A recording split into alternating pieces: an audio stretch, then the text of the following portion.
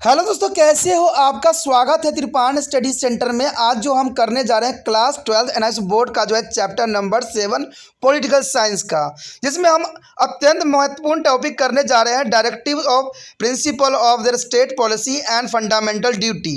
इसका अर्थ ये हुआ दोस्तों कि राज्य के नैतिक निर्देश सिद्धांतों के विषय में हम यहाँ पर चर्चा करेंगे और साथ में हम जो करेंगे मौलिक कर्तव्य के विषय में जो है विस्तार पूर्वक जानेंगे।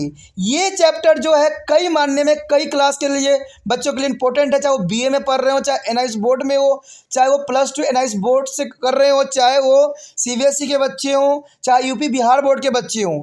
ये टॉपिक अगर उनके सिलेबस में है तो उनके लिए ये अत्यंत महत्वपूर्ण साबित होगा। इसमें हम सभी बातों को जो है विस्तार पूर्वक चर्चा करेंगे, लेकिन चर्चा करने से पहले एक बात जो मैं सदैव कहता हूं, जिसको आपको सोचना भी चाहिए, विचार भी करना चाहिए और अमल भी करना चाहिए, वो ये है कि जब भी वीडियो देखिए पूरा देखिए, क्योंकि अधूरा जानकारी सदैव खतरनाक होता है। साथ में एक इंपॉर्टेंट बात ये भी रहता है, अगर आप पहली बार वीडियो देख रहे हो तो लाइक शेयर सब्सक्राइब करना मत भूलना, क्योंकि दोस्तों लाइक कीजिएगा तो बनाने वाले का मनोबल बढ़ता है, सब्सक्राइब कीजिएगा तो इससे ये होता है कि जब भी मैं कोई वीडियो डालूंगा उसका नोटिफिकेशन आपको समय रहते मिल जाएगा। और देखिए शेयर का मतलब ये होता है कि आपके थ्रू ना जाने किन बच्चों को हेल्प मिल जाए, ये आप भी नहीं जानोगे, इसलिए जो है आप शेयर जरूर करो, ठीक है। व्हाट्सएप स्टेटस पे भी लगाओ। दोस्तों एनआईएस सेंटर जो है कई मानने में बहुत से बच्चों के लिए हेल्पफुल है, चाहे वो 8th क्लास हो, 9th 10th 11th 12th हो, चाहे वो एनआईएस बोर्ड के बच्चे हों, ठीक है, चाहे बीए एमए के बच्चे हो, सभी क्लासों के लिए कुछ ना कुछ जो है त्रिपाण सेंटर में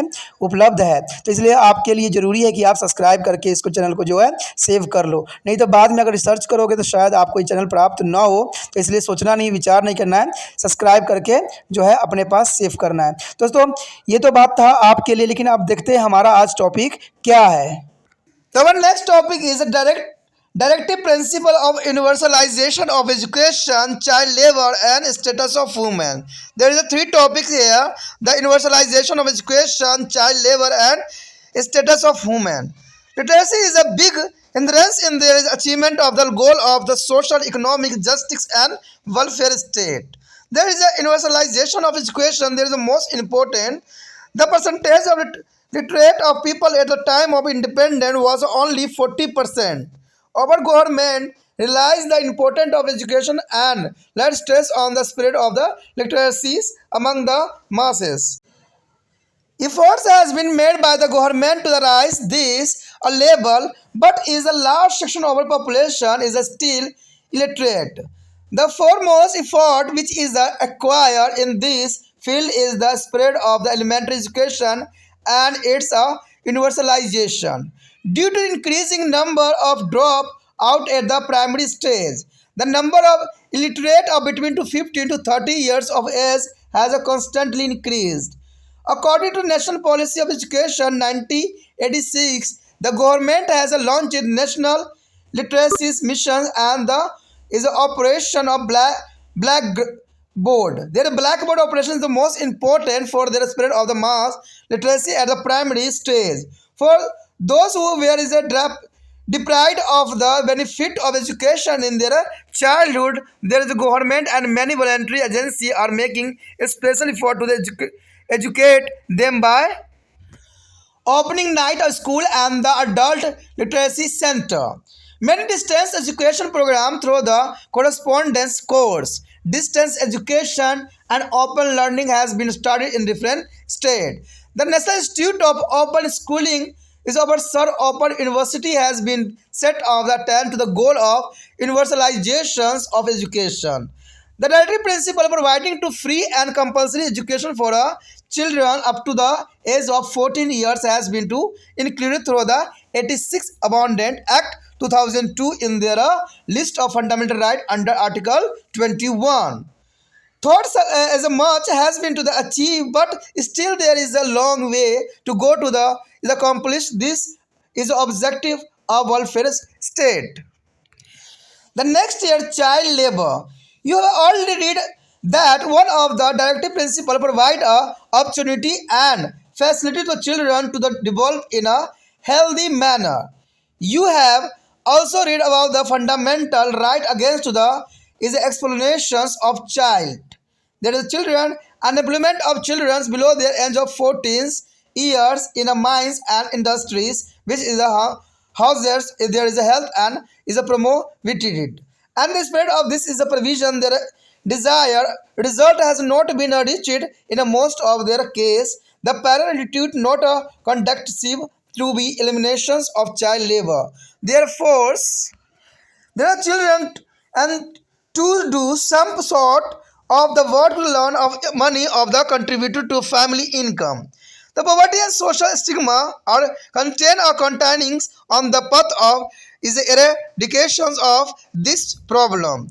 And apart from the lack of will, all efforts by government at the various level would be as a prove to the factors as the useless and the willingness and the awareness to the get rid of the social challenge is come from within. Dr. Abdul Kalam as a dream of development India 2020 can be achieved only when the children who are the future of the country are scared and the protected from to begin to exploit it. The children should not be deprived of their right to enjoy the childhood and the right of education. The next year, the status of women. Indian society is basically is the male-dominated society in which the father has been to the head of the family and a mother is a position has been to the is a subordinated to him. The position of a woman in there such as a system is naturally weak. The woman has been to suffering a great deal on the count of cruel social custom and religious is a practice like a pradha and dowry etc. Pradha and dowry is the most important. Pradha is a practice in the religious. The woman and the integral part of count of the 495.7 millions and the representative of 48.3% of country as a total population as per 2001 seems. And essentially there is a rising to the status of education of human has already has been stressed in our constitution through the fundamental right and the various directive principle of state policy. And they has been to the provided with their right to on adequate means of livelihood and equal play with that of man for their work. Women workers has also been provided for the health care of mandatory of relief. Even in the fundamental duties, stress has been the leader on the duty of every citizen of India to the reverence and practice is a derogatory to be dignity of women. The many law of judicials is a decision has been restored the dignity of women. To protect there is a right measuring has been to taken to give them share in the family property. For there is a emancipation from the cruelly practice like a bride bearing of dowry. The bride is a burning for a dowry by and the wife beating as a sati etc. The law has been to the inculcated is a prohibitions of female infanticide and facticides and discrimination against girl child and the child marriage are some of other measures there will help the improving the status of women. To empower the woman, the reservation of the one-third of seat through their 73 to 74 article amounted to the Act of 1991 and 1992 for them has been made to the panchayat and municipalities. There is a similar proposal for a reservation of seat from them and the parliamentary and in the state legislatures. दोस्तों हमारा जो अगला topic है यही कहता है कि नीति निर्देश सिद्धांत यानी शिक्षा की सार्वभौमिकता, बाल मजदूरी और महिला की सतर। देखिए ये तीनों जो है नीति निर्देश सिद्धांत के अंतर्गत आता है, चाहे वो शिक्षा की सार्वभौमिकता हो, बाल मजदूरी हो या महिलाओं की सतर हो। कहते हैं ये बहुत काफ़ी इंपॉर्टेंट रहेगा आपके लिए। कहते हैं समाज आर्थिक न्याय एवं कल्याणकारी राज्य के उद्देश्य की प्राप्ति में अशिक्षा सबसे बड़ी बाधक के रूप में खड़ी हो गई है। कहते हैं अगर हम अच्छे कल्याणकारी राज्य की कल्पना करें, आर्थिक समाज और अच्छे समाज की विकसित की हम बात करें तो इसके लिए जो है शिक्षित समाज का होना अत्यंत महत्वपूर्ण है। कहते हैं शिक्षित समाज नहीं होगा तो लोग जो है फ्री के लालच दे दे के जो है देश को बर्बाद करने में अग्रसर रहेंगे और हम भी जो होंगे ऐसे ही वोट भी देते रहेंगे और लोगों को प्रोत्साहित भी करते रहेंगे। तो कहते हैं लोग अपनी भलाई समझना जरूरी है, तो इसके लिए एजुकेशन भी जरूरी है। और एजुकेशन का मतलब ये नहीं होता कि हम सिर्फ क्लास पास करते रहें। एजुकेशन का मतलब होता है कि आप एक समझदार नागरिक बनो, क्या सही है और क्या गलत है, कौन सी बात लालच की है और कौन सी देश के विरुद्ध है, तो ये समझना आपका परम अधिकार बनता है। और उस पर एनालाइज करना कि क्या ये बात बताई गई सही है, उस पर आप सोचिए, विचार कीजिए, फिर अपना निर्णय लीजिए। यही पढ़े लिखे का सबसे बड़ा समझदारी का निशान होता है। और जो समझदार नहीं होते वो दूसरे के बातों पे बहुत ही आसानी से बहक जाते हैं और लालच में आ जाते हैं और गलत कर जाते हैं। मैं ये भी कहता हूँ हमेशा कि आपको जो है अपनी विवेक से सदैव कार्य करना चाहिए। तो इसके अंतर्गत जो हमारा पहला टॉपिक यही है कि शिक्षा की सार्वभौमिकता। कहते हैं पहले आपने पढ़ा है कि नीति निर्देश सिद्धांत राज्य यह निर्देश देते हैं कि संविधान के लागू होने से 10 वर्ष के अंदर 14 वर्ष की आयु तक बच्चों के लिए निःशुल्क एवं अनिवार्य शिक्षा के लिए जो है दबाव डाला जाए, क्योंकि बच्चे एजुकेटेड होंगे तभी देश के भविष्य जो है आगे बढ़ेगा। भारत स्वतंत्रता के समय भारत की केवल 14% आबादी शिक्षित थी। ये देखिए कितनी बड़ी विडंबना है कि सिर्फ 14% ही भारतीय शिक्षित थे। तभी तो कहते हैं जो पार्टीशन हुई और जो यहाँ पर दंगा फसाद हुआ, इस सब में कहीं कहीं हद तक शिक्षा का भी गिरता हुआ सतर ही था, क्योंकि व्यक्ति जो थे समझदार नहीं थे और ये आपस में ही दूसरे के बहकावे में आ गए थे। हमारी सरकार ने शिक्षा को महत्व को समझा और लोगों तक शिक्षा पहुंचाने पर जोर भी दिया गया, परंतु अभी भी हमारी जनसंख्या का बहुत बड़ा हिस्सा अशिक्षित है। हमारा सर्वप्रथम प्रत्ययन प्राथमिक शिक्षा को व्यापक बनाए जाने पर है और प्राथमिक स्तर पर स्कूल जो है छोड़ने वाली संख्या बढ़ते रहने के कारण 15 से 35 वर्ष की आयु वर्ग में अनपढ़ों की संख्या बढ़ती चली जा रही है। देखिए दोस्तों, आज के समय कहते हैं ना, शिक्षा व्यक्ति कैसे ग्रहण करना पसंद करेगा। कहते हैं अगर घर में अगर आप खाने वाले हो, माता पिता भाई बहन है, तो कहते हैं व्यक्ति अगर 8वीं 9वीं पढ़ता नहीं है कि उनको जो है घर में जो दबाव सी महसूस होने लग जाता है। कारण क्या है? महंगाई। अब देखिए, शिक्षा आप ग्रहण नहीं भी करोगे फिर भी मजदूरी करके अपना जीवन यापन कर सकती हो। कहते हैं पेट भरता है ना तभी शिक्षा भी अच्छा लगता है। जब पेट में अन्न नहीं रहेगा तो शिक्षा भी आपको बेकार चला जाएगा। तो सरकार को कहते हैं, ये तो उन्होंने प्रावधान कर दिया कि 6 से 14 वर्ष तक बच्चों को शिक्षा दी जाएगी। इवन कि बच्चों को मिड मील के तहत भोजन भी दोपहर का मिलता है, लेकिन उन्होंने तो दोपहर का खाना दे दिया है और सुबह शाम खाना कौन देगा? माता पिता। लेकिन माता पिता अगर कमाने जाते हैं तो उनका तनख्वाह ही उतना नहीं होता है, क्योंकि सरकारी नौकरी पर तो है नहीं। सरकारी नौकरी पर तो कहते हैं बरसात किया जाता है, पैसों को न जाने कितने जो है शेड्यूल यहाँ पर लगा दी गई और कितने तरह के वेतन बना चुके होंगे। तो लेकिन प्राइवेट में तो ऐसा नहीं होता है ना। वहाँ पर क्या होता है, आपको तो किया हुआ मजदूरी भी देने को तैयार नहीं होते ये बड़े बड़े ठेकेदार लोग सब। तो उनका पेट कैसे भरेगा? व्यक्ति 5 दिन से काम कर रखा होता है लेकिन फिर भी उनको पैसा नहीं मिलता है मजदूरी। और वो पुलिस स्टेशन पर अगर कंप्लेंट भी करते हैं तो कहते हैं वो बंदा ही वहाँ से भाग गया होता है। तो आप समझिए कि उनका पेट कैसे भरेगा। तभी माता पिता जो होते हैं इनको जो है रोजगार पे लगा देते हैं, कहीं काम धंधे पे लगा देते हैं। तो ये कहते हैं हमारा जब तक सिस्टम कहते नहीं सुधरेगा ना, तब तक कहते हैं हमारा देश प्रगति नहीं होगा, सदैव प्रगतिशील ही रहेगा। क्योंकि कुछ लोग जो है ये नहीं चाहते कि भारत देश जो है विकसित बन जाए, क्योंकि उनका मकसद ये है कि अनपढ़ लोगों को मैन्युफैक्चर करना और अपना जो है कुर्सी को बचाए रखना। तो ये कोई आम जनता नहीं कर रही है, बड़े बड़े लोग कर रहे हैं। कि देखिए दोस्तों, आपको भी पता होगा कि हर एक व्यक्ति को शिक्षा जरूरी है और शिक्षा के लिए जो है सबसे इम्पोर्टेंट बात रहती है महंगाई। अगर आज के समय आप देख लोगे ना तो एक किताब भी खरीदना आपके लिए सर दर्द से कम नहीं बनेगा। मैंने बहुत से बच्चों को मैंने देखा है कि वो किताब खरीदने के लिए भी आनाकानी करते हैं, क्योंकि इतनी महंगी है। सरकार ने बेशकली जो है 8वीं क्लास तक बच्चों को किताब भी फ्री दे दी है, कोई प्रॉब्लम नहीं है। मैं इस बात को जो है 2-4 वर्ड नहीं कहता हूँ। तो क्या सरकार की यही मंशा है कि बच्चे 8वीं तक ही पढ़े? क्या 8वीं तक पढ़ने, आपको क्या लगता है कि 8वीं तक बच्चे को पढ़ा देने से क्या वो बहुत शिक्षित हो जाते हैं? कहते हैं जब वोट देने का अधिकार 18 साल है, जब वो मतलब सोच विचार सकते हैं, तो 8वीं तक क्या वो पढ़ के बहुत समझदार बन जाते हैं, बहुत एक्टिव बन जाते हैं। अब ये भी आप कहोगे कि माता पिता नहीं है। अरे माता पिता तो है, मैं कहा, लेकिन मैंने कहा ना, आज महंगाई ने उनको कमर तोड़ दिया है। आज सोचते हैं कि बच्चों को मैं किताब खरीदूंगा, इससे अच्छा है कि उनको भोजन दे दूं। तो ये सारी जो प्रॉब्लम है, समस्याएं हैं, सरकार को गंभीर से सोचने की आवश्यकता है। उसके पश्चात देखा जाए तो 1986 की जो है राष्ट्रीय शिक्षा नीति के अनुसार सरकार ने राष्ट्रीय साक्षरता योजना एवं ऑपरेशन जो है ब्लैक बोर्ड जैसे जो है अभियान शुरू किया ताकि साधारण लोगों तक प्राथमिक शिक्षा पहुंचा जा सके। देखिए ब्लैक बोर्ड जो भी थी मिशन बहुत अच्छी थी, ठीक है। वो जो है बचपन से शिक्षा से वंचित रह गए, उन्हें शिक्षित करने के लिए सरकार तथा कई स्वयं सेवी संस्थाओं ने विशेष प्रयत्न से रात्रि पाठशाला और व्याक शिक्षा केंद्र भी खोले गए। कहते हैं गांव में ये जब ये मिशन चली थी तो धड़ल्ले से व्यक्ति पढ़ भी रहे थे, लेकिन अभी देखोगे तो ये बिल्कुल ठंडा हो चुका है। यहाँ कोई व्यक्ति कोई जो है बुजुर्ग पढ़ना नहीं चाहता है, और ये बहुत बड़ी विडम्बना है। कहते हैं ना, ये सब कमजोरी ही तो है जिसकी वजह से ये जो होता है ठंडा पड़ जाता है।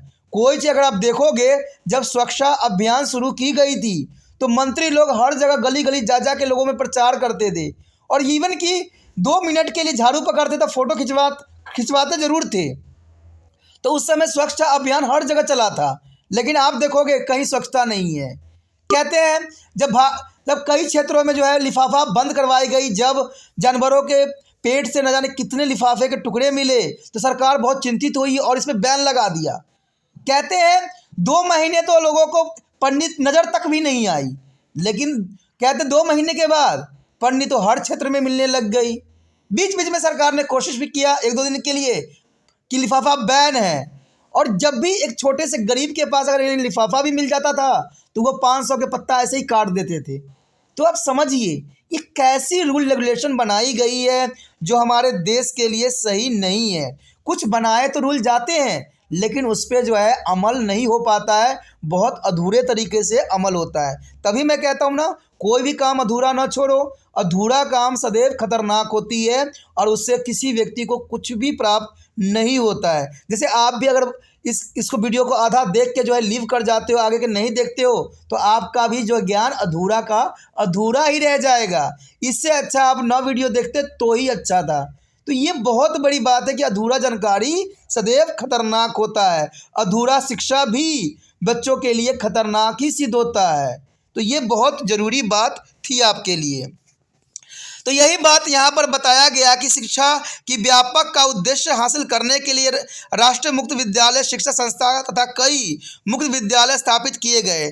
14 साल तक के बच्चों को मुफ्त और अनिवार्य शिक्षा प्रदान करने के लिए 2002 में 6वीं सेवा संविधान संशोधन द्वारा जो है इसे धारा 21A के अंतर्गत नीति निर्देश सिद्धांत के स्थान पर मौलिक अधिकार का दर्जा दे दिया गया। उसके पश्चात जो है बाल मजदूरी। देखिए, कहते हैं नीति निर्देश सिद्धांत के अनुसार बच्चों को स्वास्थ्य रूप से विकसित होने के लिए अवसर और सुविधाएं प्रदान किए जाने की आवश्यकता है। बच्चों को शोषण के विरुद्ध जो है मौलिक अधिकार के बारे में आपने पढ़ा है। 14 वर्ष तक की आयु के बच्चों को किसी भी प्रकार के जो है रोजगार में नियुक्त करने पर प्रतिबंध लगा दिया गया था।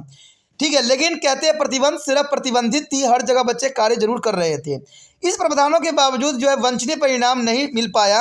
अधिकांश मामलों में बाल मजदूरी को समाप्त करने की दिशा में माँ बाप की दृष्टिकोण ठीक नहीं है। वे अपने बच्चों को कोई भी काम करके पैसा कमाना तो परिवार के आय में योगदान करने के लिए विवश करते हैं। देखिए, ये कितनी इंपॉर्टेंट बात है कि माता पिता बच्चों को काम करने के लिए, पैसे कमाने के लिए विवश करते हैं, परिवार के आय में योगदान करने के लिए विवश करते हैं। मैं बहुत से गरीब बंदों से मिला हूँ, वो यही बात कहते हैं कि भाई हमारे पेट भरने के लिए पैसे नहीं तो बच्चों को मैं स्कूल क्यों भेजूँ, कैसे भेजूँ। तो क्यों, मैंने पूछा क्यों है भाई ऐसा, तो वो साफ शब्दों में यही बात बोलते हैं कि महंगाई तो कमर तोड़ चुकी है व्यक्तियों की, आम गरीबों की तो कहते हैं महंगाई ने इतनी दुर्दशा खराब कर दिया है ना कि आप सोच भी नहीं सकते हो। इवन कि अगर आप भी बाज़ार चले जाओ, अगर 100 रुपया लेके जाओ तो आपका थैला क्या, आपके 1-2 ही सामान आएंगे। तो कहते हैं बच्चों को पालना कितना मुश्किल हो गया है। तो ये सब बातें जो है उनके माइंड में ज़रूर रहती है। तो कहीं ना कहीं आपको अगर देखोगे तो सरकारी मिशनरी जो है कहीं ना कहीं फेल हो चुकी है। ठीक है, जिसकी वजह से ये सारी जो है हमें देखने को मिलता है, बाल मजदूरी भी देखने को हमें मिलता है। और आय के वजह से नहीं जो है परिवार में माता पिता जो है विवश हो चुके हैं। इच्छा शक्ति कमी के अतिरिक्त निर्धनता और सामाजिक कलंक तथा समस्याओं के निराकार में बाधक भी है। जब तक इस सामाजिक चुनौती को समाप्त करने के लिए जागरूकता और इच्छा शक्ति अंदर पैदा नहीं होती है, सरकार द्वारा विभिन्न स्तरों में किए गए प्रयास निरर्थक साबित ही होंगे। इसमें डॉक्टर अब्दुल कलाम भारत के जो है 2020 तक सपना तभी साकार हो सकती है अगर जब देश के भविष्य बच्चे सुरक्षित एवं शोषण मुक्त हो। बच्चों को अपने बचपन के अंदर ही शिक्षा के अधिकार से वंचित नहीं किया जाना चाहिए। ये कथन जो था हमारे डॉक्टर अब्दुल कलाम जी के था, जिन्होंने ये देखा था कि 2020 तक जो है ये सपना जरूर साकार होगी, लेकिन देखा जाए तो उनका सपना अधूरा ही है। उसके पश्चात हमारे समक्ष आता है महिला की स्थिति। देखिए, कहते हैं भारतीय समाज पुरुष प्रधान समाज रहा है, इसमें कोई दो राय नहीं है, जिसमें पिता परिवार का मुखिया होता है और माँ की स्थिति उससे गौण होती है। ऐसी स्थिति में महिला की स्थिति स्वाभाविक रूप से कमजोरी हो जाती है। कहते हैं कठोर सामाजिक प्रथाएं एवं धार्मिक नीति जैसे पर्दा एवं दहेज के कारण भी महिलाओं को काफ़ी हद तक जो है भुगतना ही पड़ता है। 2001 की जनगणना के अनुसार कुल महिलाओं की संख्या जो थी कहते हैं 49 करोड़ थी और 57 लाख थी, जो कि कुल जनसंख्या का कहते हैं 48.3% ही थी। हमारे संविधान में महिलाओं की स्थिति में उत्थान एवं शिक्षा के लिए मौलिक अधिकार तथा राज्य के नीति निर्देश तत्वों द्वारा बल दिया गया। उन्हें आजीविका के साधन तथा पुरुषों की तरह सामान्य कार्य के लिए सामान्य वेतन का भी अवसर प्राप्त हुआ। महिला कामगारों के स्वास्थ्य सुविधाएं एवं प्रसूति के दौरान अवकाश की सुविधा भी दी गई। चलिए, बहुत इंपॉर्टेंट बात था कि जो प्रसूति के दौरान जो है इन्होंने काफ़ी जो है अवकाश दिया। ये बहुत भी सरकार के जो है कहते हैं काफ़ी अच्छा जो था नीति थी। कहते हैं मौलिक कर्तव्य भारत के हर नागरिकों को महिलाओं के सम्मान के खिलाफ कुछ भी करने से रोकता है। विभिन्न अधिनियम एवं न्याय के निर्णय ने महिलाओं की प्रतिष्ठा स्थापित की है और उनके अधिकारों की रक्षा के लिए पारिवारिक संपत्ति में उनके हिस्सा देने के उपाय भी किए गए हैं। दहेज के लिए दुल्हनों को जलाया जाना, पत्नियों का प्रताड़न, सती जैसी निष्ठुर प्रथाओं का उन्मूलन के लिए कानून बनाए भी गए हैं। कन्या वन, भ्रूण हत्या, लड़कियों के प्रति भेदभाव, बाल विवाह एवं प्रतिबंधित तो ऐसे उपाय हैं जिससे महिलाओं की स्थिति में कुछ सुधार तो हुई है। महिला सशक्तिकरण के लिए 1992 में संविधान के जो है 73वें और 74 में संशोधन द्वारा पंचायतों और जो है नगर पालिकाओं की महिलाओं के लिए 1/3 सीट आरक्षित भी की गई है। संसद एवं राज्य विधायकों में इसी तरह के जो आरक्षण का प्रस्ताव भी किया गया था। यद्यपि कुछ हासिल भी किया जा चुका है, फिर भी लोक कल्याणकारी राज्य का स्थापना उद्देश्य समाप्त करने के लिए बहुत करना भी बाकी है। इसी के साथ जो है दोस्तों हमारा टॉपिक आज खत्म हो रहा है। ठीक है, अगर आपको अच्छा लगा तो लाइक शेयर सब्सक्राइब जरूर कीजिए। अगर पहली बार अगर आप वीडियो देख रहे हो, पहली बार मेरे चैनल पे आए हो, तो सब्सक्राइब करना आपका फ़र्ज़ बन जाता है। सब्सक्राइब करने से ये होगा कि जो भी मैं आप क्लास के रिगार्डिंग कोई भी वीडियो डालूंगा उसका नोटिफिकेशन जो है समय समय पर आपको प्राप्त होता रहेगा। अगर सब्सक्राइब नहीं कीजिएगा, अगर आप दोबारा से तिरपान सेंटर पर आने की कोशिश कीजिएगा तो वहाँ पर आप तिरपान लिखिएगा तो जो है वो तिरपस कर देगा। ठीक है, जो आप गूगल पर सर्च करेंगे वो तिरपस कर देगा, जिससे वजह से आप जो है मेरे वीडियो का जो है फ़ायदा नहीं उठा पाओगे। तो सोचिए मत, विचार मत कीजिए, सब्सक्राइब कीजिए। आप सोचते होइएगा कि मेरे जो एग्ज़ाम खत्म हो जाने के मेरा क्या ज़रूरत है तिरपान स्टडी सेंटर से। ठीक है, तो इसलिए सब्सक्राइब नहीं करने का सोचिएगा। लेकिन दोस्तों ऐसा नहीं है, तिरपान स्टडी सेंटर जो है बहुत हेल्पफुल है। क्योंकि ये जो है आपके 8th class, 9th, 10th, 11th, 12th जो आर्ट्स के सब्जेक्ट को कवर करता ही है, प्लस जो है ये NIC बोर्ड के जो है 10th प्लस 2 को भी कवर करता है। साथ में BA जो है फर्स्ट ईयर से लेकर 6 सेमेस्टर तक बच्चों के लिए ये अग्रसर रहेगा आर्ट्स सब्जेक्ट में। तो सोचिए नहीं, विचार नहीं कीजिए, काफ़ी जो है तिरपान स्टडी सेंटर का फ़ायदा ही फ़ायदा है। ठीक है, अगर आप मुझे प्रोत्साहित करोगे तो आपके लिए मैं तरह तरह के वीडियो बनाऊँगा जो आपको फ़ायदा पहुँचाएगा। एग्ज़ाम के तौर पर मैं आपको जो है पेपर भी आपको सोल्यूशन करके दिखाऊंगा जो आपके लिए फ़ायदेमंद रहेगा। अगर नहीं सब्सक्राइब कीजिएगा, मेरा मनोबल घटेगा, तो हो सकता है कि आपको फिर दोबारा मैं ना वीडियो बनाऊं और आपको फ़ायदा ना पहुंचाऊं।